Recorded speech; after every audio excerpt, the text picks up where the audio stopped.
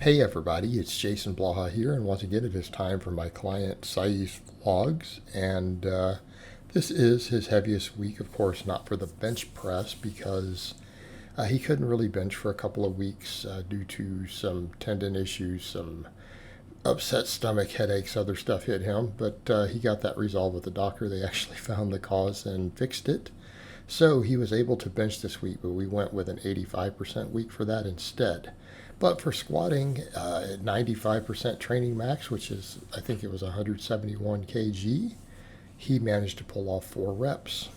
So we're in a real good place there. I'm going to take his training max up considerably for this next wave on the squat and the deadlift. And again, keeping in mind, guys, he's doing those with a safety bar, which is arguably the most difficult bar. There's only a handful of people who can do as much on the safety bar as they can with a normal bar. Now, he may be at the point where he's one of those because he's been using it so much. But that aside, we do 5x10 back off work on another squat. I have him use this bar instead because I feel like, we get more loading on it, potential better development. So we are using the Buffalo bar for that. He, of course, knows that I really want to take him over to the Buffalo bar because his squat is going to be really, really big when we step away from that safety bar. At least I have a feeling based upon leg development. But we do 5x10 with that. And his squat day is pretty straightforward. I'm actually doing most of his lat work and everything on the squat and the deadlift day because he only has that one bench day every week so that we can focus entirely upon the pressing muscles. And a lot of this is his preference. It has to do with his scheduling, his recovery. He really decided he wanted a squat, bench, and a deadlift day. And so we're running still kind of that, I guess what we had started calling orc mode itself for a little while. And again, not a bad system.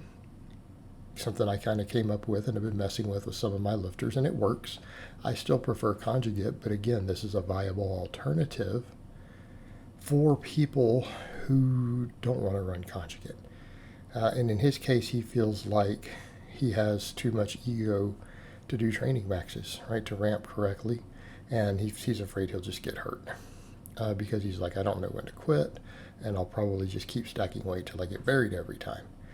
And he admitted that, so he's a little concerned with that. But I think over time that won't be an issue for him.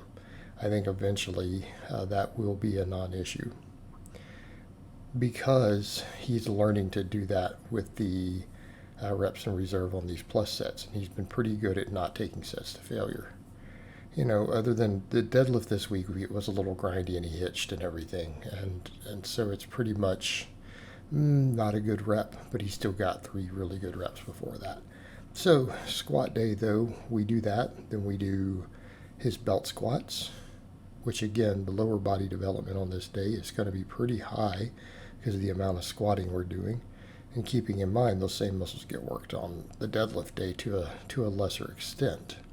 And then we finish up with some seal rows. So we're trying to make use of this new bar that he got because he really likes it. He wants to do a lot of stuff with it. And I'm a fan of this bar also. You guys know I like to use it for quite a few things myself. But we did seal rows. All right, bench press day, we went at 85% training max, and he managed to get 8 reps. All right, so we're in a good place on bench. Now that everything's sorted, the bench is going to keep climbing again. We had a little bit of an issue that we've resolved. And again, he's wanting to do more back work on this day. And I told him, look, that puts you in that situation where you're getting bicep overuse already. You know what? We do 10 sets of rows every week. You have limited recovery compared to a lot of people. And then we're deadlifting on top of it. Your lats are getting plenty of work. Biceps are getting work by doing the extra band work. His arms are massive. I'm like, let's not worry about it. So we do sets of 10 on back off on the bench. And then, of course, he uses his cambered bench press bar. Now we do cambered bench press bar afterwards, also for sets of 10. And what you guys are going to see there with all of that, we tend to do, again, 3 to 5x10 on a lot of this stuff.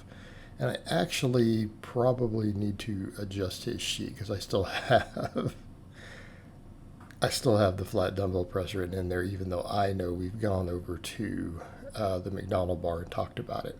So I'm not sure why I didn't update his sheet yet. I need to do that for the one that you guys saw in the screenshot, to be consistent with what he and I agreed upon we're doing. But again, bar works great. We get a deeper stretch, more pectoral, more front delt, in theory. And then he finishes up with tricep band press downs, which is really his only tricep exercise. He's got massive arms. He runs into a lot of elbow pain. Again, we run into overuse very quickly with him, and a lot of it is work related. It's a very physically intensive job. And for those, what I mean by that is it's like 4,000 calories is maintenance for him. All right, he's not been bulking or cutting now for a little while. He decided to just maintain, recomp a little, and then he's going to go back and cut again. Once his strength is even higher. And it's been working just fine for him. And that's something I tell people. If you're at a higher body fat, you can recomp. It's guys who are 14% body fat who think they're going to recomp, drug-free. It's not going to happen. Deadlifting, though, we got 3 good reps. And then he got, again, a grindy rep. But still, whether we count it as 3 or 4, it's still 95% training max. We need to take that deadlift training max up. Right? We're leaving a lot in the tank. And then, of course, we do back off volume on the deadlift afterwards. And which is fine because we usually deadlift on Fridays and then he has the weekend off to recover. So we like to stack it in there like that. We do sets of 10 on the back off work. And then he finishes up with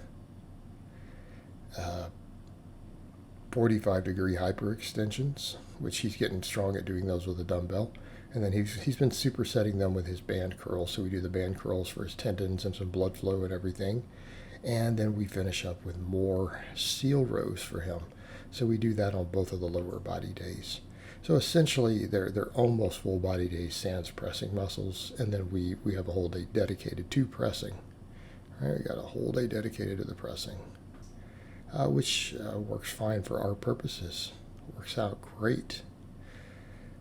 But there you see him doing the band curls, and then you'll see the pretty heavy weighted hypers. Again, he's getting good at those. Getting quite good at those. Again, making sure those hamstrings, low back, and everything are developed. All right, guys, but that's really all I have to say on that today. I hope it's been informative, and I'll talk to you guys next time.